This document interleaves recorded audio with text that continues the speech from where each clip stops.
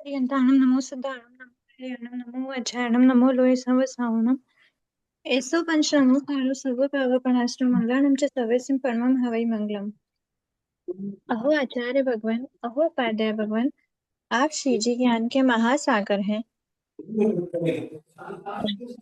आशीर्वाद प्रदान करें जिससे हम इस अपूर्व ज्ञान को ग्रहण धारण एवं वितरण करने में समर्थ बने। आप श्री जी की महती कृपा होगी। सभी से समझा धन्यवाद। अनुश्री जी, मेरा एक डाउट है, पूछ लूं क्या पहले?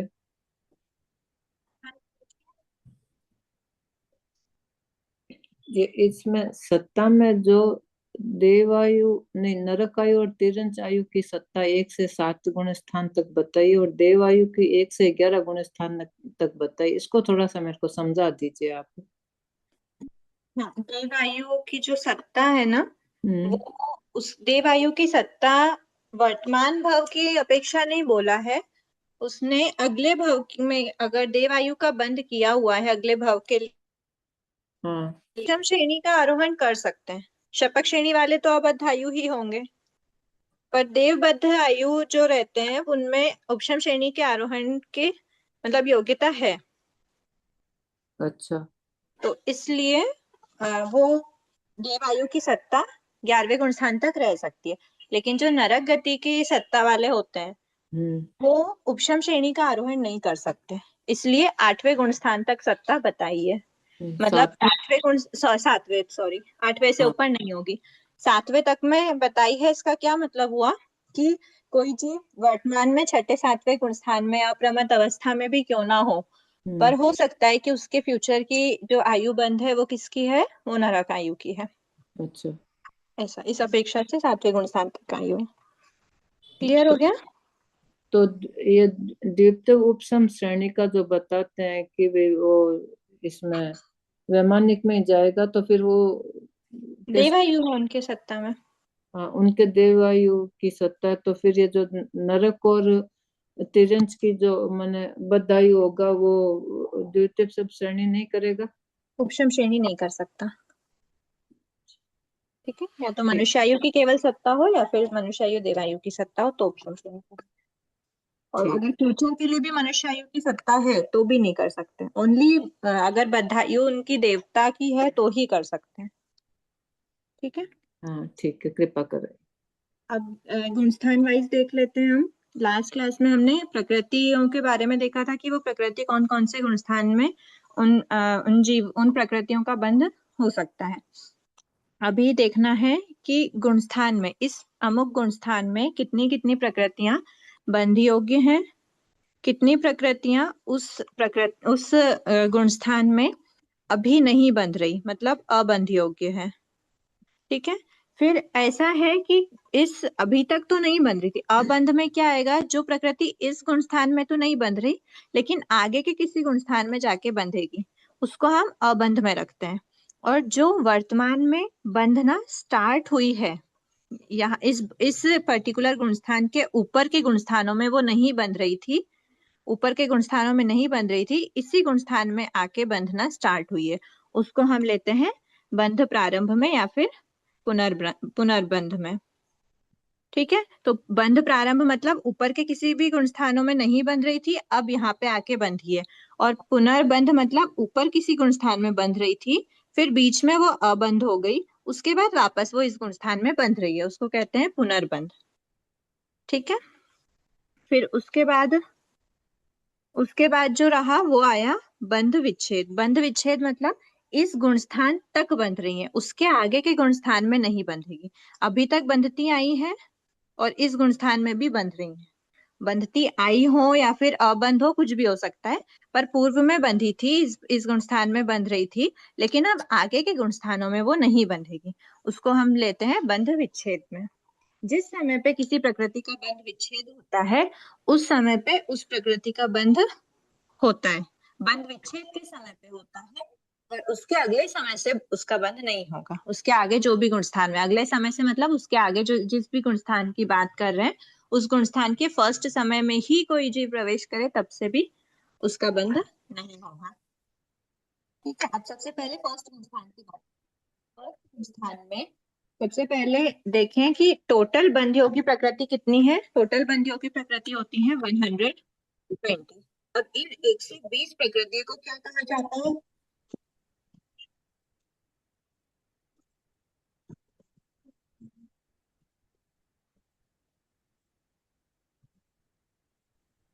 इन 120 प्रकृति को कहा जाता है ओघबंध। ओघबंध का क्या अर्थ हुआ? ओघबंध मतलब समुच्चय रूप से किसी भी गुणस्थान की बात करें, टोटल बंध योग्य प्रकृतियां कितनी होती हैं उसको हम बोलते हैं ओघबंध। ठीक है। अब ओघबंध में 120 प्रकृति हैं, तो 120 प्रकृति, 120 हमने बात कर ली थी बंध योगी प्रकृतियां कौन सी हैं। उसमें नामकर्म की 16 प्रकृति माइनस होती है, 2 मिथ्यात्व वेदनी की माइनस होती है, और नामकर्म में 5 संघातन 26 प्रकृतियां माइनस होती हैं। ठीक है, 5 बंधन संघातन, 5 5 और 16 प्रकृतियां। ठीक है, ये हुआ। अब 120 प्रकृतियों में, 120 प्रकृति में ज्ञानावर्णी की 5, दर्शनावर्णी की 9, वेदनी कर्म की 2, मोहनी कर्म की 26, फिर आयुष्य कर्म की 4, नाम कर्म की 67, और गोत्र कर्म की 2, अंतराय कर्म की 5। इन सभी प्रकृतियों में सारी प्रकृतियां जो जो आ गई, वो सभी प्रकृतियां लगभग सारे ही जीव मिथ्या दृष्टि, मिथ्या दृष्टि जीव क्या करते हैं? इन प्रकृतियों का बंध कर सकते हैं, लेकिन करते हैं मतलब, लेकिन क्या होता है इन सभी 120 प्रकृतियों में से नाम कर्म, यहाँ पे आया था ये नाम स्वतंत्र है, नाम कर्म की जो 67 प्रकृतियां हैं उनमें से आहारक, द्विक और तीर्थंकर नाम कर्म, ये जो 2 प्रकृति हैं, ये 2 प्रकृति ऐसी प्रकृति हैं कि इनका बंध सिर्फ और सिर्फ कौन करते हैं? सम्यक दृष्टि जीव ही करते हैं। ठीक है, इसलिए मिथ्या दृष्टि जीव में जो हमने सारी लगभग सारी प्रकृतियों को बंध योग्य बताई है मिथ्या दृष्टि के जीव के, उनमें से सम्यक दृष्टि जीव के द्वारा, ओनली सम्यक दृष्टि जीव के द्वारा बनने वाली आहारक, द्विक और तीर्थंकर नाम कर्म को मिथ्या दृष्टि जीव बंध नहीं करता। इसीलिए इन 3 प्रकृति को हम किस में डाल देंगे? इस गुणस्थान में बंधने योग्य नहीं है। तो अबंध कितनों का हो गया? 3 प्रकृति का हो गया, आहारक, द्विक और तीर्थंकर नाम कर्म। ठीक है, अभी बाकी सबका तो बंद हो सकता है, तो बाकी सब में क्या बची? 120 में से 3 माइनस कर देंगे तो 117।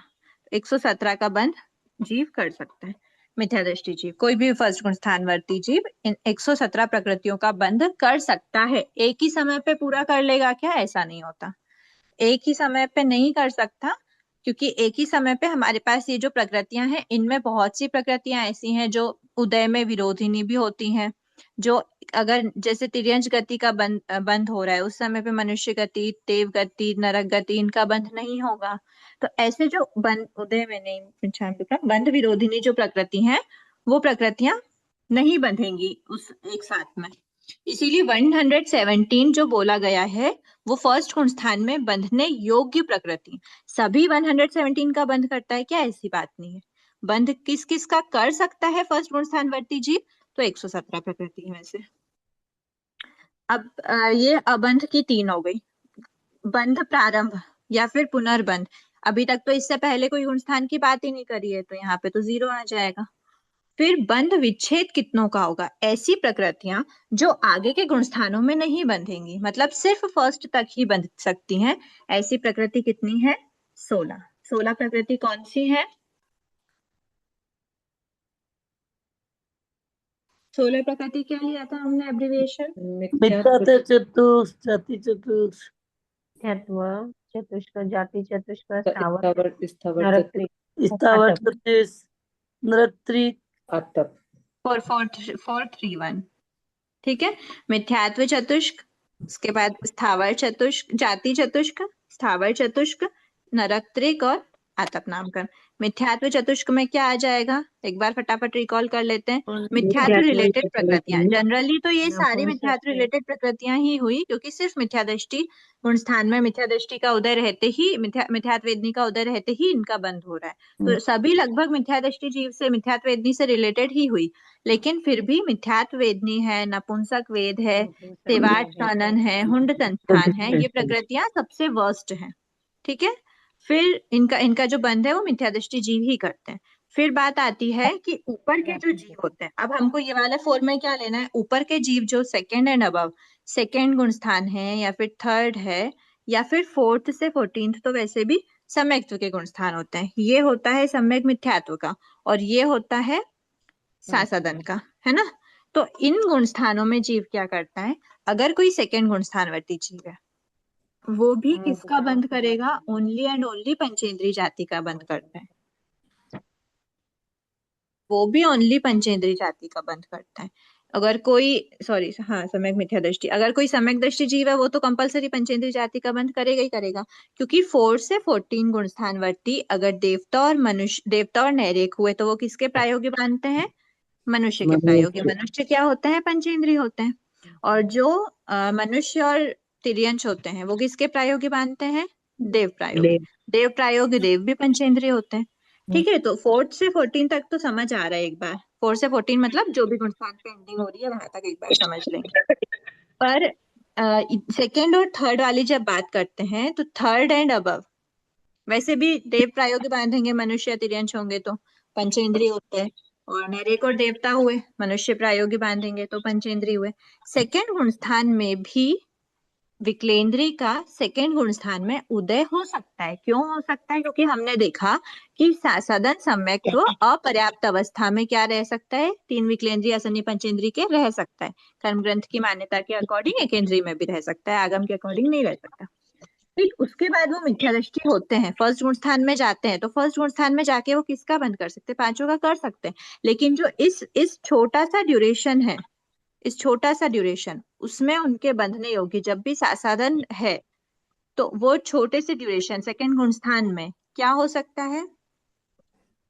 अच्छा, हम ये पंचेंद्री का ही बंद करेंगे। और हम बात ये कर रहे थे कि विक्लेंद्री में साधन गुण स्थान में विक्लेंद्री का उदय हो सकता है, लेकिन अगर बंध की बात करेंगे तो सिर्फ और सिर्फ पंचेंद्री का ही बंध कर सकते हैं। इसको याद रखने के लिए ऐसे समझना कि ये भी सम्यक्त्व का एक पार्ट हो गया, ऐसा समझ लेना कि ये भी सम्यक्त्व का एक पार्ट हो गया। इसलिए इसमें भी क्या ले रहे हैं, पंचेंद्री जाति का ही बंध ले रहे हैं। सम्यक्त्व का ही भेद उसका ही साधक और अभिमुख वाला सम्यक्त्व है, वो बात अलग है। तो ठीक है, इसमें तो हमने वहाँ पे जाति चतुष्क पूरी एक साथ बता दी। तो इसमें मनुष्य और देव का दोनों का ही ले सकते हैं ना। मनुष्य देव तिर्यंश सबका लेंगे, नहीं तो नरगति में भी ले सकते हैं। दूसरे में नरगति में तो जाएगा नहीं ना साधन से। नरगति में जाते नहीं है, पर उस अवस्था में तो हो ही सकता है। अगर वो नरगति के पर्याप्त की अवस्था है, उस बीच साधन सम्यक्त्व साधन सम्यक्त्व और प्रथमोपशम से वो साधन सम्यक्त्व की प्राप्ति हुई, पंचेंद्रिय का बंद करेंगे वो। ठीक है, तो ये जाति चतुष्क हट गया। अब नेक्स्ट 4 क्या है, तो नेक्स्ट 4 है स्थावर। क्योंकि हमने जाति चतुष्क में क्या हटाया है, एकेंद्री और विकलेंद्री। ठीक है, एकेंद्री विकलेंद्री वैसे बोलना नहीं चाहिए क्योंकि अलग अलग नामकर्म है वो, एकेंद्री नामकर्म, द्विंद्री नामकर्म, त्रिंद्री नामकर्म, चतुरिंद्री नामकर्म, चतुरिंद्री जाति नामकर्म, ये सब। तो एकेंद्री और 3 जो शेष जाति नामकर्म है उनका बंध हमने किस में बताया, फर्स्ट गुण स्थान तक ही बताया। अब जब एकेंद्री का बंध अगर फर्स्ट गुण स्थान में हो रहा है, सेकेंड के ऊपर पंचेंद्री का ही बंध हो रहा है, पंचेंद्री जीव स्थावर होते हैं, त्रस होते हैं, त्रस होते हैं, तो स्थावर का बंध भी फर्स्ट में ही रुक जाएगा। क्या पंचेंद्रिय जीव सूक्ष्म होते हैं या बादर होते हैं, बादर पंचेंद्रिय है तो बादर, बादर नामकर्म के उदय वाले होंगे, उनका साइज सूक्ष्म हो सकता है, समुच्चय मनुष्य कितना सूक्ष्म है, और भी दूसरे ऐसे सूक्ष्म जीव हो सकते हैं जो पंचेंद्रिय हो। और तो हाँ हो ही सकते हैं सन्नी पंचेंद्रिय में, असन्नी पंचेंद्रिय में भी हो सकते हैं। बात यहाँ हो रही है कि उनके बादर नामकर्म का उदय है। ठीक है, तो हम सूक्ष्म नामकर्म को फर्स्ट तक ही विच्छेद करवाएंगे, मतलब फर्स्ट तक ही बंद होते हैं। उसके बाद अपर्याप्त साधारण, ठीक है, अपर्याप्त नामकरण। ऊपर के जब भी पंचेंद्रिय रिलेटेड बात करते हैं तो पंचेंद्रिय नामकरण का बंध कर रहे हैं, लेकिन अच्छा पंचेंद्रिय से नहीं इसको रिलेट कर सकते। अपर्याप्त जो है वो अपर्याप्त नामकरण मतलब एक तरह से इनकम्प्लीट है ना, वर्स्ट वाली सिचुएशन हो गई। सेकेंड एंड अबव में पर्याप्त नामकरण का ही बंध होता है, अपर्याप्त नामकरण का बंध नहीं होता। ठीक है, उसके बाद फिर आया साधारण। अब साधारण का भेद एकेंद्रीय जीवों में ही पाया जाता है। जितने भी वनस्पति में हाँ, वनस्पति में ही साधारण का भेद पाया जाता है। वनस्पति क्या है? एकेंद्रीय जाति नामकरण का उदय वाले, मतलब एकेंद्रीय के साथ ही बंधेगा। एकेंद्रीय का बंध हो रहा है तो ही साधारण का बंध होगा। विकेंद्रीय के बंध में भी प्रत्येक नामकरण का ही बंध होता है, लेकिन प्रत्येक का विच्छेद हमने यहाँ पर क्यों नहीं करा? क्योंकि पंचेंद्रीय नामकरण में भी किसका बंध होगा? साधारण या प्रत्येक? प्रत्येक का ही बंध होगा पर्याप्त नामकरण के साथ, ये पंचेंद्रीय नामकरण के साथ में। ठीक है, तो इसलिए हमने स्थावर, सूक्ष्म, अपर्याप्त और साधारण सबके रीजन समझ में आ रहे हैं। ध्यान से रीजन को जाएंगे ना तो रीजन के साथ में अनुप्रेक्षा होगी। वैसे कोई क्वेश्चन बीच में से आ भी गया तो आंसर देने में आ जाएगा। अब थर्ड है, ये 3 है, मतलब 4 4 4 कितनी बार लिखा हमने? 3 बार लिखा। और 3 को कितनी बार लिखा? 1 बार लिखा। 3 क्या है? ये 3 है नरक त्रिक। तो नरक त्रिक क्या है? वर्स्ट प्रकृति हो गई। नरक त्रिक में नरक गति, नरक आनुपूर्वी और नरक आयु, ये तीनों प्रकृति। 2 तो नामकरण की है और एक आयुष्यकर्म। ये हमने क्या बता दिया? सिर्फ मिथ्यादृष्टि जीव ही, मिथ्यादृष्टि अवस्था में ही कोई जीव नरक गति का, नरक आयु वगैरह का बंध करते हैं। ये अपर्याप्त का क्या बताया? एक बार वापस से बताइए ना। मतलब अच्छी प्रकृति नहीं है, एक इनकम्प्लीट है ना, वो अपने भाव में पूरी पर्याप्त या कंप्लीट तक नहीं कर पाएगा और वो काल कर जाएगा। इतना शॉर्ट पीरियड ऑफ लाइफ उनकी रहती है। तो इतने छोटे से जो काल है वो ऑफ कोर्स इतने छोटे, मतलब कोई जीव, अगर हम ऐसे व्यवहारिक रूप से सोचें कि कोई जीव जन्म लिया, जन्म लेते से ही अंतर्मुहूर्त में काल कर गया, तब उसने लाइफ कितनी छोटी सी लाइफ जी। तो ऐसी छोटी सी लाइफ किस वजह से जी जाती है? अपर्याप्त नामकरण के उदय के कारण से। छोटी लाइफ मतलब कि पर्याप्तियां भी पूरी नहीं हुई, ऐसी लाइफ। तो इस अपर्याप्त नामकरण को भी बैड, वर्स्ट प्रकृतियों में ही माना गया। इसीलिए उसका नेक्स्ट भाव के लिए अपर्याप्त नामकरण का बंध कौन कर रहा है? वो मिथ्यादृष्टि जीवी करता है। ऊपर के संस्थानों में इसका बंध नहीं होता। ठीक है, अब ये एक क्या है? तो ये एक है अलग, एकदम अलग से बात करते हैं, वो है आतप। आतप जो है वो वैसे भी हर समय तो बंधता नहीं है। अगर हर समय, मतलब जैसे केंद्रीय प्रायोगिक के साथ ही बनता है, लेकिन उसमें भी हर समय नहीं बनता। हो सकता है कभी कभी बिना आतप उद्योत वाला भी एकेंद्रीय का बंध हो, कभी कभी सिर्फ आतप का बंध हो रहा है। ऐसे भी आतप उद्योत में से एक टाइम पे एक का ही बंध होता है, लेकिन यहाँ पे आतप की बात चल रही है। आतप का बंध वैसे भी हर समय एकेंद्रीय प्रायोगी, हर एकेंद्रीय प्रायोगी में बंध हो ऐसा भी नहीं होता।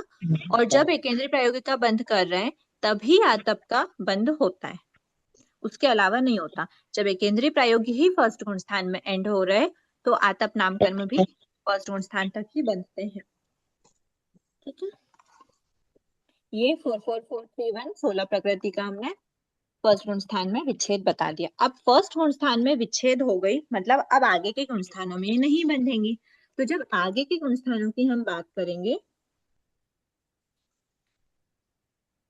जब आगे के गुण स्थानों की बात करेंगे तो हमको ये 16 प्रकृति क्या करनी पड़ेगी? माइनस करनी पड़ेगी।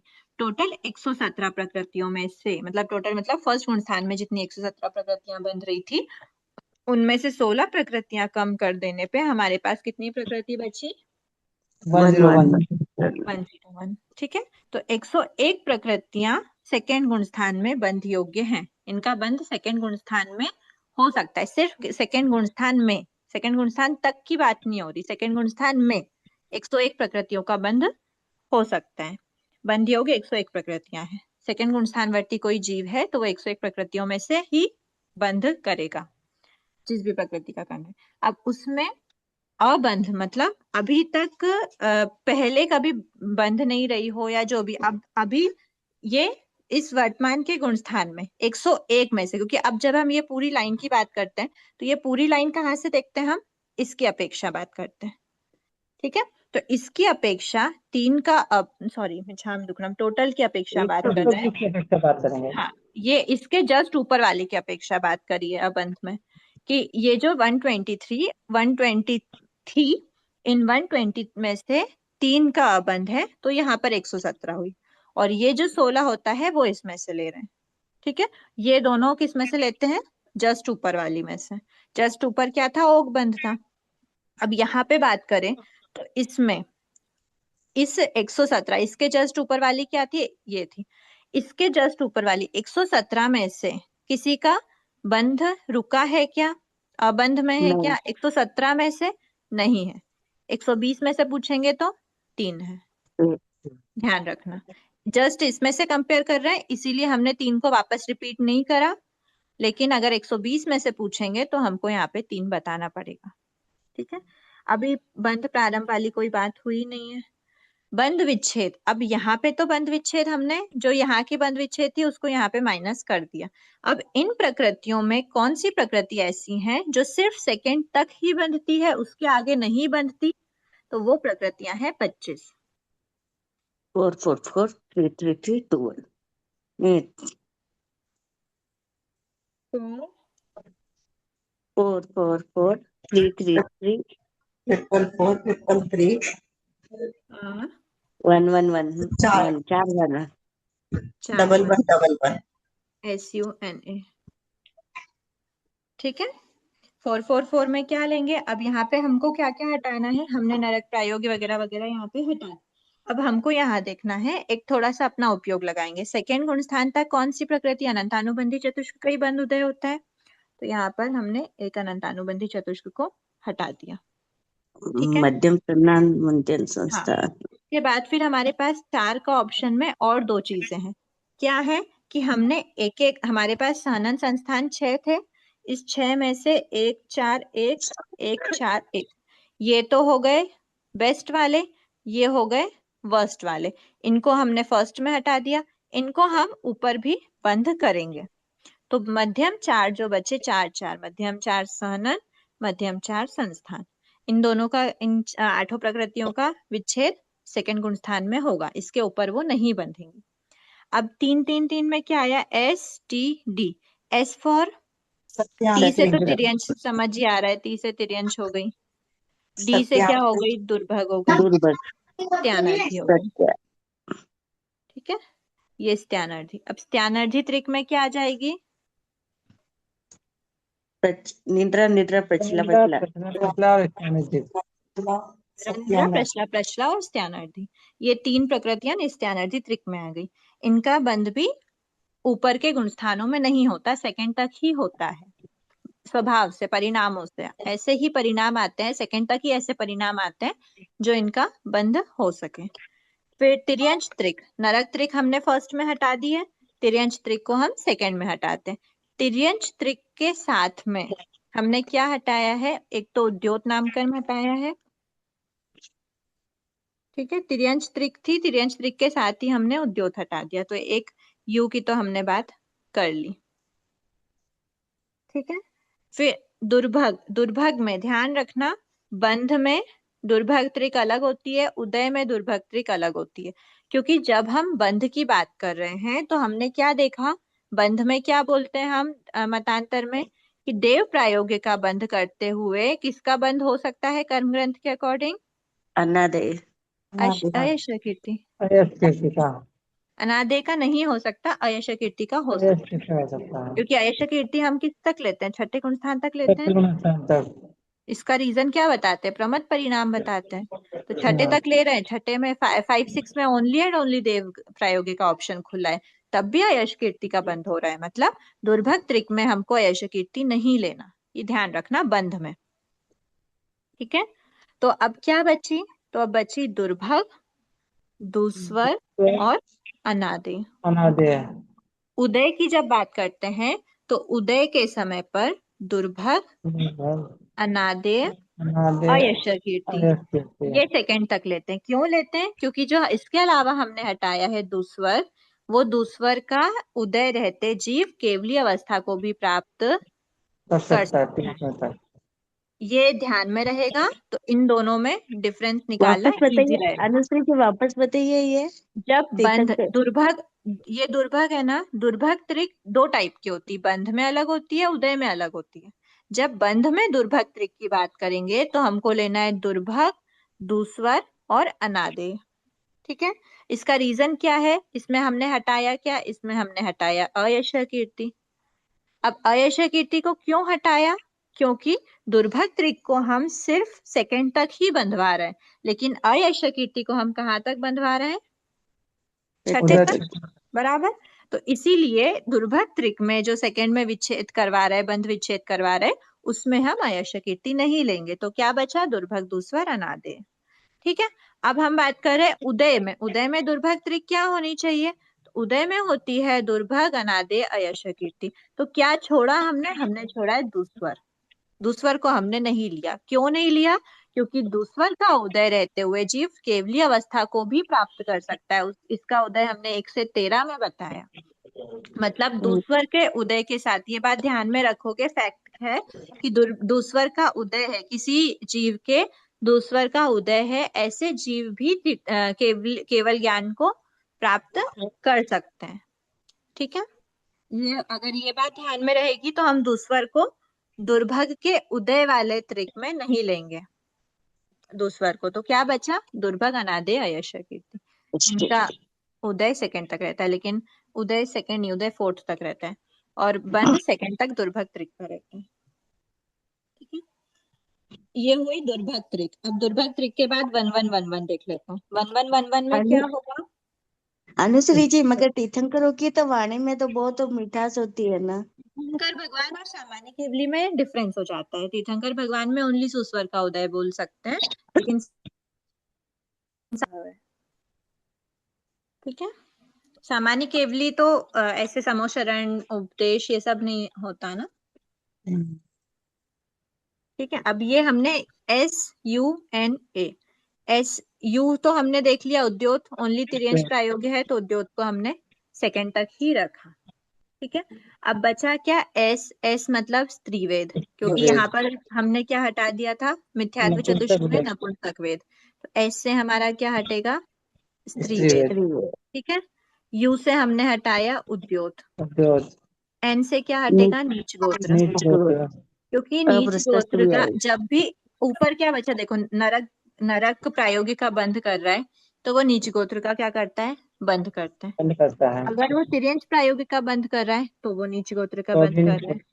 अगर वो मनुष्य प्रायोगिक या देव प्रायोगिक का बंध कर रहे हैं तो ऊपर के गुण स्थानों में, ऊपर के थर्ड में या फोर्थ एंड अबव में उच्च गोत्र का ही बंध करते हैं। फर्स्ट सेकंड में हो सकता है मनुष्य प्रायोगी बांधते हुए उच्च नीच दोनों का बंध कर ले, देव प्रायोग में तो कंपलसरी उच्च गोत्र का ही बंध होता है। लेकिन अगर थर्ड एंड अबव गुण स्थानों की बात करें तो सिर्फ और सिर्फ उच्च गोत्र का ही क्या होता है? बंध होता है। इसीलिए नीच गोत्र को सेकंड गुण स्थान तक ही बंध बताया, उसमें लास्ट समय में बंध विच्छेद हो गया। फिर ए से क्या होगा? उद्योत, नीच। अब नीच गोत्र की बात करी तो नीच गोत्र को हमने किससे रिलेट किया है? मीडियम, एवरेज वाले बेड से रिलेट किया। तो एक और एवरेज वाला बेड हो गया हमारा अप्रशस्त विहायो गति। ठीक है, ये हो गई हमारी 25 प्रकृतियां। ये भी 13वें गुण स्थान तक रहता है ना। उदय अप्रशस्त का, हाँ, उदय प्रशस्त अप्रशस्त दोनों हो सकता है। कोई भी केवली भगवान की चाल ढाल की बात करें तो अप्रशस्त भी हो सकती है, लेकिन बंध की बात करते हैं तो प्रशस्ति होगी। दूसरा और अप्रशस्त के यही बात है। ठीक है, ये हुई। अभी हाँ, थर्ड गुण स्थान की बात कर लेते हैं। थर्ड गुण स्थान में अब यहाँ की जो 25 सेकंड तक बंध रही थी, अब थर्ड गुण स्थान में इन 101 में से ये 25 प्रकृति क्या हो जाएंगी? माइनस हो जाएंगी। तो ये 25 प्रकृति माइनस करके क्या आंसर आया हमारा? 25 प्रकृति मात्रा अगर एक बार माइनस करते हैं, 25 प्रकृति सिर्फ माइनस करेंगे तो आंसर क्या होगा? 76। 70 पक्का? 76 76 11 में से 5 या 6। हाँ, 76 प्रकृति क्या हो गई? 25 माइनस करने पर हो गई। अब इसमें अबंध मतलब बंध नहीं रही हैं। ऐसी कोई प्रकृति है क्या? थर्ड गुण स्थान में हमको एक बात ध्यान है, क्योंकि ये थर्ड गुण स्थान है, इसमें आयुष्य का क्या है? बंद नहीं होता। बंद मतलब आयुष्य से पंगा ही नहीं लेता वो। आयुष्य से 36 का आंकड़ा है, ना तो उसका बंद होता है और ना ही आयुष्य पूर्ण होता है। पूर्ण उदय होती में है। होता है, उदय से पंगा नहीं है, 36 का पंगा सिर्फ बंध और पूर्ण होने से। ना तो आयुष्य बांधता है ना आयुष्य पूर्ण करता है। तो थर्ड गुण स्थान में आयुष्य का क्या हो जाएगा? अबंध हो जाएगा। हमने उसको विच्छेद में क्यों नहीं रखा? विच्छेद में ऐसी प्रकृतियां रखता है जिनको आगे और बंध नहीं करना, लेकिन हमको आयुष्य का आगे बंध करवाना है, 7वें गुण स्थान तक करवाना है, 4th से लेकर। तो इसीलिए हम क्या करेंगे, जितनी भी आयुष्य हैं उन आयुष्य को क्या कर देते, अबंध में डाल देते। लेकिन हमको पता है एक आयु हमने नरक आयु हटा दिए, एक आयु हमने तिर्यंश आयु हटा दिए, विच्छेद ही कर दिया। अभी हम 76 में से कंपेयर करें तो हमारे पास आयुष्य नाम कर्म की कितनी प्रकृतियां बची? सिर्फ 2 प्रकृतियां बची। आयुष्य नाम कर्म नहीं, मिथ्या कर्म, आयुष्य कर्म की सिर्फ 2 प्रकृतियां बची, एक तो मनुष्य आयु और देव आयु। तो इन दोनों आयु को हम किस में डाल देंगे? अबंध में। अबंध में डाल देंगे। तो अबंध में अगर हमने 2 प्रकृति डाल दी 76 में से, तो बंध योग्य कितनी बची? 74। 74 बची। ठीक है। अब पुनर्बंध कुछ भी स्टार्ट नहीं हुआ है नया, जो अभी तक बंध रहा था वही बंध रहा है। अब विच्छेद कितने का होगा? तो ऐसी कोई भी प्रकृति नहीं है, क्योंकि थर्ड गुण स्थान है, ना इधर का है ना उधर का है। जो भी है वो पहले ही हो चुका है, नहीं तो अब आगे जाके विच्छेद होगा। इस गुण स्थान में कोई भी विच्छेद योग्य प्रकृति नहीं होती। जब इसमें कोई विच्छेद नहीं हो रहा तो एज इट इज 74 नीचे आ जाता है 4th गुण स्थान में। 74 हो गई बंध योग्य में। लेकिन यहाँ पर क्या हो रहा है, जो अभी अबंध था, अबंध क्या चल रहे हैं अभी ऊपर? अबंध चल रहे हैं। ये 74 प्रकृति में क्या क्या इंक्लूडेड है? देवायु मनुष्य आयु भी इंक्लूडेड है, आहारक द्विग भी इंक्लूडेड है, तीर्थंकर नाम कर्म भी इंक्लूडेड है। ठीक है, नहीं सॉरी 74 में तो ये नहीं है। 74 में देव ये वाली है ना, अभी हमने यहाँ पे बात करी कि अबंध में हमने उसको माइनस कर दी थी। ठीक है, तो अभी ये जो देवायु मनुष्य आयु है ये क्या हो गई? +2 आयु ऐड हो गई, बंध पुनर्बंध हो गया इनका फिर से। अभी तक तो यहाँ तो बंद हो ही रहा था, फर्स्ट सेकंड में, थर्ड में बंद रुका था, फोर्थ में आके फिर से बंद स्टार्ट हो गया। अब हम अगर जो अबंध वाली प्रकृतियां चल रही हैं उनमें से बात करें तो तीर्थंकर नाम कर्म का भी बंध कहाँ हो जाता है? इसमें प्रारंभ हो जाता है, क्योंकि 4th गुण स्थान है। कोई भी जीव तीर्थंकर नाम कर्म का बंध एक बार करने के बाद 4th एंड अबव गुण स्थान में रहता है और तीर्थंकर नाम कर्म का बंध हमेशा करता है। एक्सेप्शन क्या है? कब तीर्थंकर की सत्ता होते हुए भी तीर्थंकर का बंध नहीं होगा? लेकिन स्थान पहले दूसरे तीसरे गुण स्थान में। पहले दूसरे तीसरे चौथे में होएगा शुरू। पहले में दूसरे तीसरे में तो जा ही नहीं सकता। अगर तीर्थंकर की सत्ता है तो दूसरे तीसरे में जा ही नहीं सकते। लेकिन तीर्थंकर की सत्ता के साथ अगर पहले में चले गए तो तीर्थंकर की सत्ता होने के बाद भी पहले में, क्योंकि पहले में क्या है? अबंध है, तो पहले में उनका बंध नहीं होता। क्यों नहीं होता? क्योंकि वो अबंध है। 4th एंड अबव में ही तीर्थंकर का बंध होता है। तो फर्स्ट में गया क्यों? फर्स्ट में जाते हैं जब क्षयोपशमिक सम्यक दृष्टि जीव नरक में जाना होता है, तो वो सिर्फ काल करने के अंतर मोड पहले मिथ्या दृष्टि बनते हैं। क्यों? क्योंकि नरक प्रायोगिक प्रकृति का बंध मिथ्या दृष्टि अवस्था में ही हो सकता है, और काल करने के पहले कोई भी जीव जहाँ जाना है उसी के प्रायोगिक प्रकृतियों का बंध करते हैं। उनको नरक गति में जाना है, उनको नरक प्रायोगिक का बंध करना है, नरक प्रायोगिक के लिए उनको मिथ्या दृष्टि में आना है। मिथ्या दृष्टि में आने के कारण तीर्थंकर का अबंध हो जाता है, मतलब बंध रुक जाता है। फिर वापस से वो नरक अवस्था में पहुंच के सम्यक दृष्टि बने तो उनका फिर से 4th गुण स्थान में तीर्थंकर का बंध वापस कंटिन्यू हो जाता है। ठीक है, ये हो गया। तो 3 प्रकृति क्या करी हमने? बंध स्टार्ट किया। तो अभी तक जो हमारी 74 थी, जिसमें हमने ये दोनों को भी बंद रोक दिया था, ये 3 भी बंद रुकी हुई थी, उसमें से हमने 3 प्रकृतियों को ऐड कर दिया। तो 74 + 3 कितनी हो गई? 77। 77 प्रकृतियां बंध योग्य हो गई। ठीक है, अबंध में 0 है, पुनर्बंध में 3 है, और बंध विच्छेद। अब बंध विच्छेद कितने का होगा? तो बंध 10। विच्छेद बताया है 10 प्रकृतियों का। ये 10 कौन सी होंगी? क्योंकि 4th गुण स्थान क्या है? 4th गुण स्थान तक किसका बंध हो रहा है? मनुष्य रिलेटेड। क्यों? क्योंकि फोर्थ गुण स्थान तक जीव कौन कौन से होते हैं? चारों गति के जीव हो सकते हैं, नैरेक भी हो सकते हैं, देवता भी हो सकते हैं, मनुष्य भी हो सकते हैं, तिर्यंच भी हो सकते हैं, चारों गति के देवता हो सकते हैं फोर्थ गुण स्थान तक। पर नरक गति और देव गति के जीव फोर्थ गुण स्थान में किसका बंध करते हैं? नरक प्रायोग, तिर्यंच प्रायोग का तो विच्छेद हो गया, थर्ड फोर्थ में थे तो किसका बंद कर रहे थे? मनुष्य प्रायोगिका। ठीक है। और अगर मनुष्य और तिर्यंच है, फर्स्ट गुण स्थान में नरक प्रयोग हटा दी, सेकंड गुण स्थान में तिर्यंच प्रयोग हटा दी, थर्ड फोर्थ में किसका बंद कर रहे थे? मनुष्य देव देव प्रायोगी।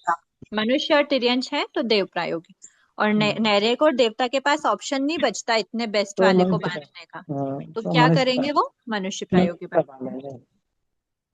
ठीक है, ये हुआ। तो अब जब हम मनुष्य और तिर्यंच को आगे के गुण स्थानों में भी ले रहे हैं, लेकिन नैरेक और देवता को फोर्थ पे क्या कर देंगे? स्टॉप कर देंगे। तो जब नैरेक और देवता फोर्थ तक ही रहते हैं तो वो ही जीव मनुष्य प्रायोगिका बंद करेंगे।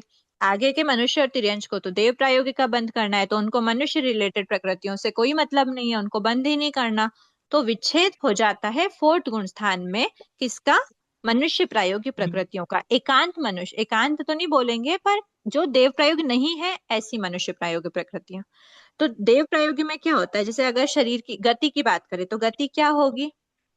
मनुष्य गति होना चाहिए। देव प्रायोगी नहीं है ऐसी, यहाँ वाली कॉलम में लिख लेते हैं। जो देव प्रायोगी नहीं है ऊपर क्या बांधेगा? देव प्रायोगी में क्या बांधेगा? गति देव प्रायोगी में गति क्या बांधेंगे? देव देव गति बांधेंगे। तो यहाँ पे उसको विच्छेद किसका कर देना? मनुष्य गति का। शरीर क्या बांधेंगे? वैखरी बांधेंगे। वैक्रिया और दारिक को विच्छेद कर दो, आगे दारिक का काम ही नहीं है। तेजस शरीर कार्बन शरीर का काम है, हाँ जी है बंधता है तेजस शरीर कार्बन शरीर आगे। ठीक है, आहारक बंधता है आगे, हाँ हर आगे बनता है आगे बनता है तो उसका भी विच्छेद नहीं कर सकते। फिर अंगोपांग, अंगोपांग वैखरी वैखरी शरीर के साथ वैखरी अंगोपांग होगा, अंगोपांग और दारी के और साथ दारिक अंगोपांग को भी हटा दो। ठीक है। फिर शरीर अंगोपांग बंधन बंधन संघातन सहनन। सही अब वैखरी का बंद करते हुए, देव प्रायोग का बंद करते हुए सहनन का बंद करेंगे क्या? नहीं नहीं करते, क्योंकि सहनन किस में होता है? औदारिक प्रयोग है, औदारिक के पुद्गल होते हैं इकट्ठे। तो वज ऋषभ नारद सहनन, क्योंकि एक ही सहनन बचा था, बाकी को हमने फर्स्ट को मतलब सबसे लास्ट वाले को फर्स्ट गुण स्थान में कर दिया था, और इसमें हमने मध्यम चार सहनन मध्यम चार संस्थान हटा दिए थे। अब संस्थान की बात करें, वैक्री शरीर में संस्थान होता है?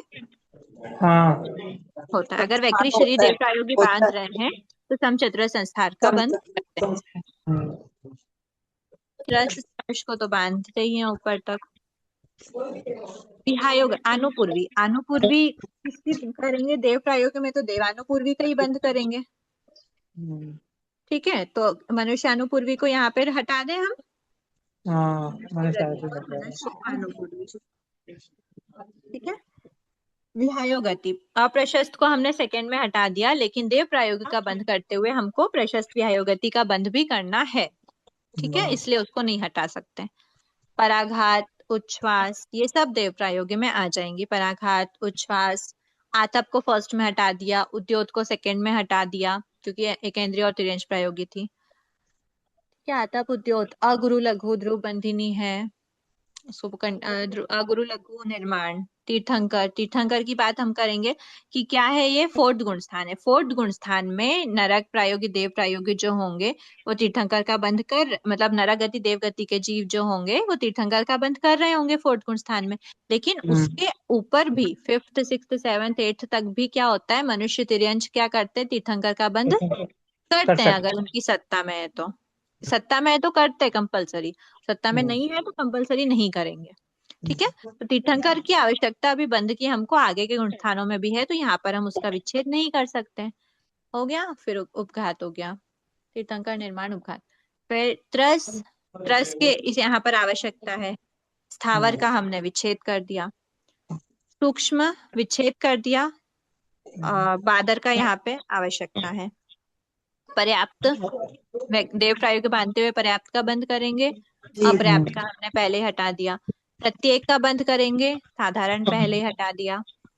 ठीक है, फिर स्थिर अस्थिर शुभ अशुभ, ये क्या है? ध्रुवोदयी है, पर ध्रुव बंधिनी नहीं है। अच्छा हाँ, स्थिर अस्थिर शुभ अशुभ, इन दोनों में से वैसे भी एक टाइम पर एक ही का बंध होगा।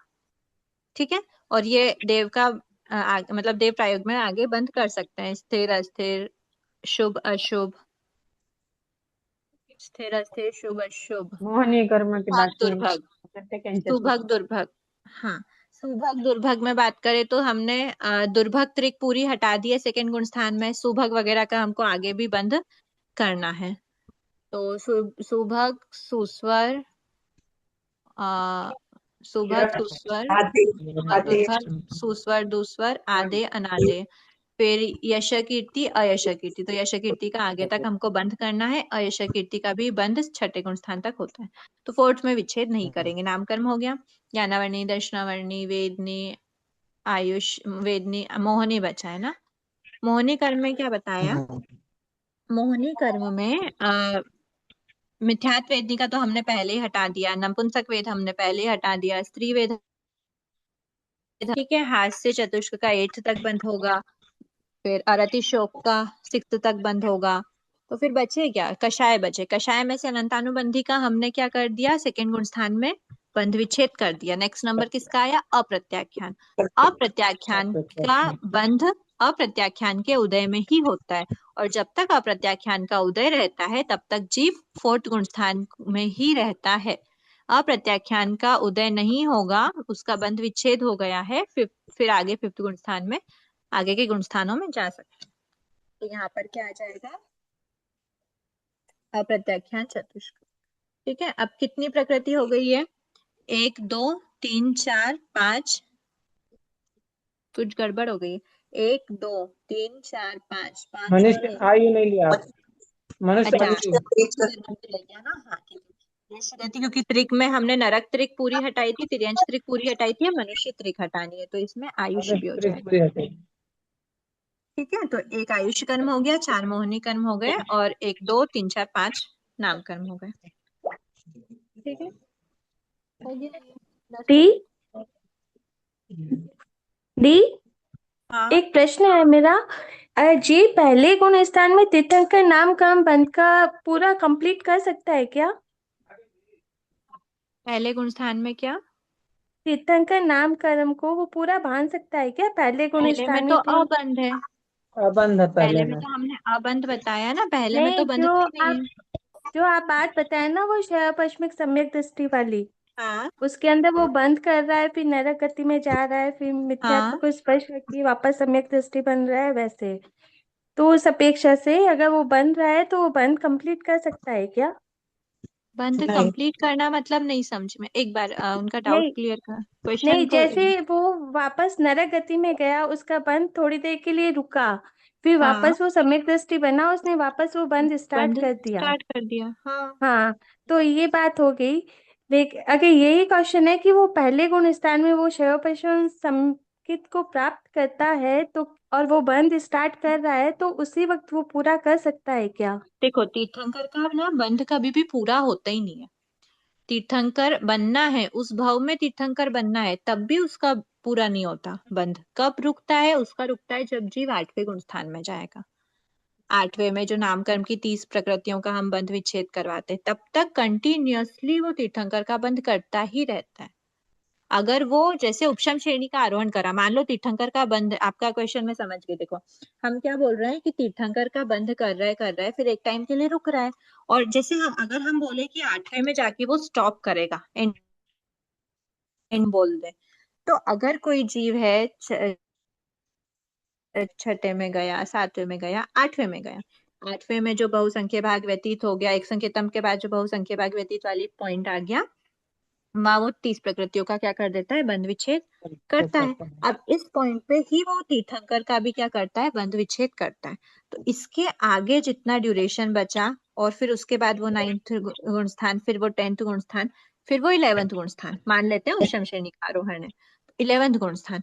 अब वो इसमें भी नहीं बांध रहा था, इसमें भी नहीं बांध रहा है, इसमें भी नहीं बांध रहा है, इसमें भी नहीं बांध रहा, वापस नीचे आया तो 10th में भी नहीं बांध रहा है, नाइन्थ में भी नहीं बांध रहा है, और फिर उसके बाद फिर रिवर्स इसी तरह से उसके परिणाम जाते हैं, तो फर्स्ट जो ये भाग है उसमें भी वो नहीं बांधेगा।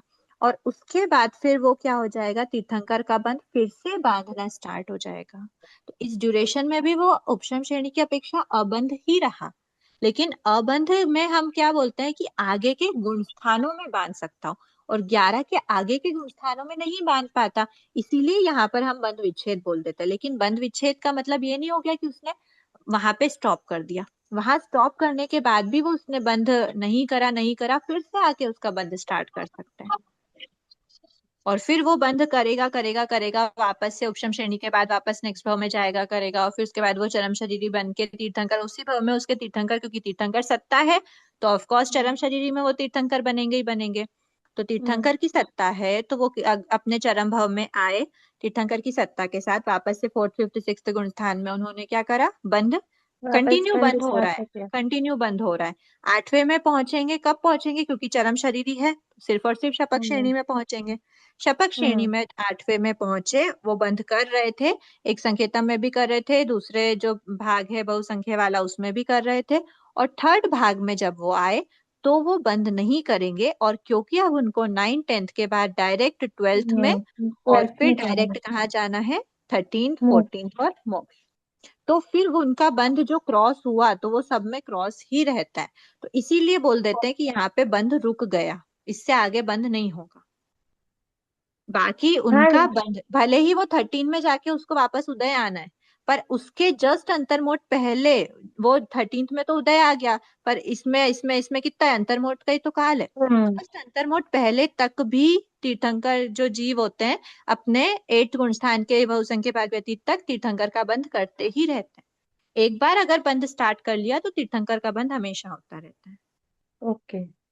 ये दीदी, ये तो क्षय पश्चिमिक की बात हो गई ना। अगर क्षयिक समकित जीव है और वो तीर्थंकर बनने वाला है तो फिर इसको कैसे लेंगे? तो भी क्या वो मिथ्यात्व को तो वो स्पर्श करेगा ही नहीं। अगर नरक गति में भी जा रहा है तो भी मिथ्यात्व को तो हाँ, स्पर्श नहीं करेगा ना वो। मिथ्यात्व को स्पर्श करता ही नहीं है, और शायिक समयत्व जीव के तीर्थंकर का बंध रुकेगा ही नहीं, क्योंकि वो मिथ्यात्व को स्पर्श ही नहीं करा। मिथ्यात्व का स्पर्श करने का रीजन क्या है, उसको नरक प्रायोग्य बांधना है, लेकिन अगर वो शायिक समयत्वी है, वो फर्स्ट को टच ही नहीं करेगा, तो नरक प्रायोग्य भी नहीं बांधेगा, वो फोर्थ में ही है, फोर्थ में ही वो उसको जाना नरक में है, पर वो देव प्रायोग्य बांध रहा है क्योंकि वो शायिक समयत्वी है। ठीक है, ओके। हम्म। यही एक्सेप्शन हो जाता है कि बाकी सारे जो जीव होते हैं उनको जहां जाना है उसी के प्रायोग्य बांधते हैं, लेकिन शायिक सम्यक्त्वी जीव नरक में जाना है तो भी वो देव प्रायोग्य बांधते हैं, क्योंकि वो फोर्थ गुण स्थान से नीचे नहीं गिर सकते। ठीक है, हाँ ठीक है दीदी, थैंक यू। अरे नरक में जाएंगे उसके बाद वहां पे ये तीर्थंकर बंद चलता रहेगा इनका। चलता रहता है। अभी सैनिक महाराजा, कृष्ण वासुदेव सबके अभी उनको अगले भाव में तीर्थंकर बनना है, उन फोर्थ गुण स्थान में शायिक सम्यक्त्वी है, तो वो उनका बंध हो रहा है कंटिन्यू। ठीक है, ये हुआ। अब यहाँ पे जो 10 हमने ली थी, ये फिफ्थ गुण स्थान में क्या हो जाएगी, 77 में से माइनस हो जाएगी, तो 67 बचा। अबंध में कुछ है क्या, फिफ्थ गुण स्थान है, अबंध में कुछ भी विशेष नहीं बचा। अभी यहाँ पे अबंध में क्या क्या चल रहा है, टोटल की अपेक्षा बात करें तो ये अबंध क्या क्या चल रहा है फोर्थ गुण स्थान में, टोटल की अपेक्षा। ये दोनों अबंध थे, इनको वापस ऐड कर लिया, यहाँ पर 2+1 में से तीर्थंकर को वापस ऐड कर लिया, बचे कितने अबंध में, 2 ही बचे, सिर्फ हारक द्विक बचा है अबंध में। यहाँ भी हारक द्विक ही है अबंध में, उसका बंध कब स्टार्ट होगा, 7th गुण स्थान में स्टार्ट होगा। ठीक है, तब तक वो अबंध में ही चल रहा है। अब पुनर्बंध, कोई सा नया बंध स्टार्ट होता है क्या, फिफ्थ गुण स्थान में नहीं होता। बंध विच्छेद होता है क्या, बंध विच्छेद होता है, क्योंकि फिफ्थ गुण स्थान है, फिफ्थ गुण स्थान तक प्रत्याख्यानावरण का उदय रहता है, उसके उदय में ही प्रत्याख्यानावरण का बंध होता है, इसीलिए 6th एंड अबव में प्रत्याख्यानावरण का बंध नहीं होता। शेष कोई भी प्रकृति ऐसी नहीं है, क्योंकि यहाँ पर क्या होता है, तिर्यंच गति के जो जीव होते हैं वो स्टॉप हो जाते हैं फिफ्थ गुण स्थान तक, पर तिर्यंच गति जो देव प्रायोग्य बांध रहे थे वैसे की वैसे प्रकृतियों को आगे मनुष्य जीव भी बांधते हैं। तो उसमें कोई भी चेंज नहीं आया कि हम तिर्यंश को स्टॉप कर रहे हैं तो उसके साथ कोई प्रकृति को भी स्टॉप करना पड़ेगा क्या? नहीं, क्योंकि जो तिर्यंश बांध रहे हैं, कोई एक तिर्यंश श्रावक है, वो भी उन्हीं प्रकृतियों को बांध रहा होगा जिन प्रकृति को एक मनुष्य श्रावक बांध रहे हैं। प्रत्यक अनावरण चतुष्क हो गई। अब सिक्स्थ गुण स्थान, सिक्स्थ गुण स्थान में बंध विच्छेद वाली 4 माइनस कर देंगे तो कितना बचा? 63 बचा। ठीक है, अब 63, लेकिन क्या है, ये छठा गुण स्थान है। छठा गुण स्थान में कोई भी नया बंध प्रारंभ हुआ नहीं है, अप्रमत्त परिणामों में होता है, और अबंध में जो 2 थी वो ही 2 है, कोई भी नई ऐड नहीं हुई है। अब छठे गुण स्थान में क्या होता है? ऐसे 5, छठे में 6 प्रकृतियां विच्छेद में जाती हैं। ठीक है, तो वो क्या है छठे में 6 वाली? एक तो हो गई एस मतलब शोक, शोक है, और अति है, 2 तो हो गई मोहनी कर्म की। ठीक है, उसके बाद फिर एक हो गई वेदनी कर्म की, असात वेदनी, क्योंकि असात वेदनी के बंध के रीजन में हमने क्या बताया है? हिंसा, और हिंसा किस में होती है? प्रमत्त परिणामों में। कौन से, क्या प्रमाण है इसका कि हिंसा प्रमत्त परिणामों में ही होती है? तत्वार्थ सूत्र। हिंसा प्रमत्त परिणामों में होती है, इसका क्या प्रमाण है? तत्वार्थ सूत्र। हाँ ठीक है। और असात वेदनी के कारण हिंसा, असात वेदनी के कारणों में हिंसा है, हाँ, असात वेदनी कारण में मतलब उसके कारण जो है वो हिंसा से मतलब हिंसा रिलेटेड होते हैं। तो वो प्राण किस भूत में आया जीव है इसका सत्व प्रमाण? उसका प्रमाण क्या है? भगवती सूत्र में। श्री भगवती सूत्र में। ठीक है, तत्वार्थ में तो ये बताया है कि प्रमत्त जो, परिणामों में हिंसा होती है। अवस्था में हाँ, हिंसा अप्रमत्त परिणामों में ही होती। दोनों बातों को रिलेट करके यहाँ पे बताएं। एक बात तो है कि असात वेदनी का बंध के रीजन क्या क्या है? हिंसा, ये श्री भगवती में बताया। और हिंसा किस, हाँ। कब कब होती है? सिर्फ अप्रमत्त, सिर्फ प्रमत्त परिणामों में होती है। तो ये श्री तत्वार्थ में आया हुआ है। ठीक है, तो असात वेदनी हो गया।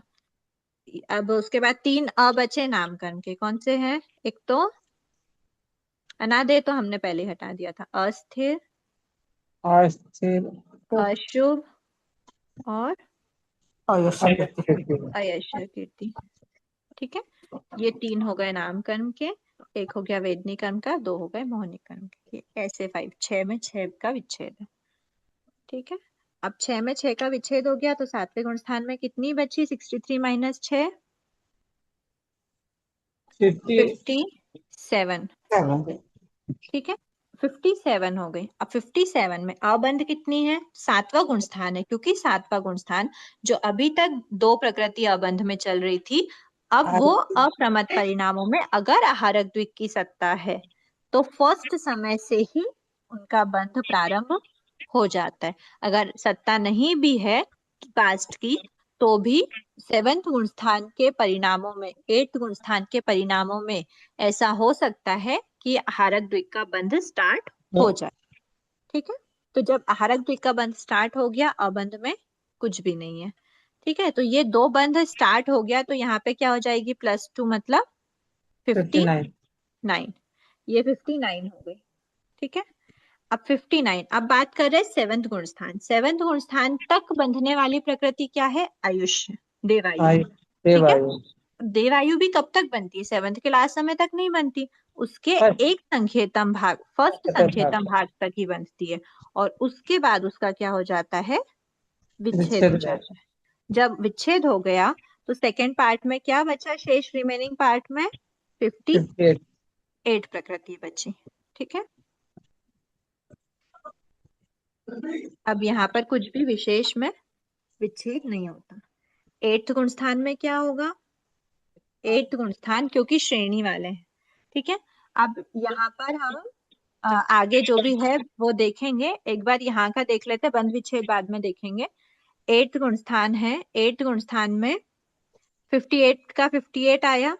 इसके 3 पार्ट हो गए, एक तो निद्रा द्विक वाला एक संख्येतम भाग हो गया, एक हो गया पूरा बहुसंख्य भाग, और तीसरा पार्ट हो गया लास्ट तक, लास्ट वाला। ठीक है, तो फर्स्ट में किसका विच्छेद होता है? निद्रा द्विक का विच्छेद होता है।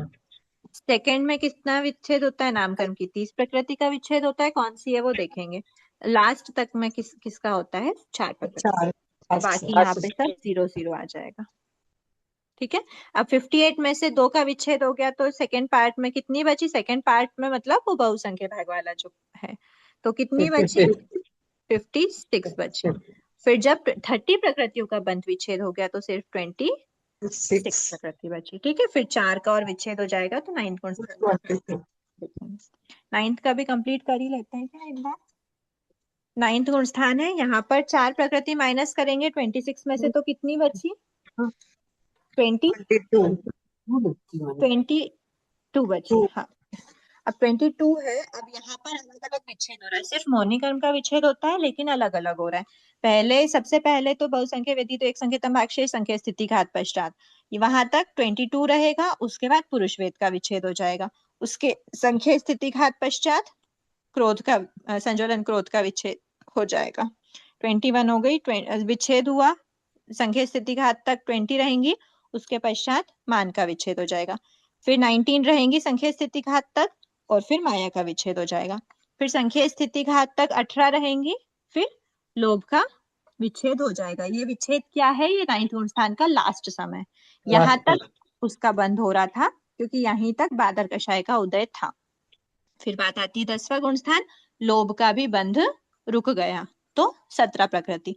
अब यहाँ पे किसका 10वें गुण स्थान में किसका रुकता है मूल कर्म की अपेक्षा? ज्ञानावर्णी, दर्शनावर्णी, नाम गोत्र। तो ज्ञानावर्णी पूरी 5, अंतराय पूरी 5, दर्शनावर्णी में स्त्यानर्धित्रिक हटा दिया था सेकंड में, निद्राद्विक हटा दिया था 8th में, बची 4 प्रकृतियां।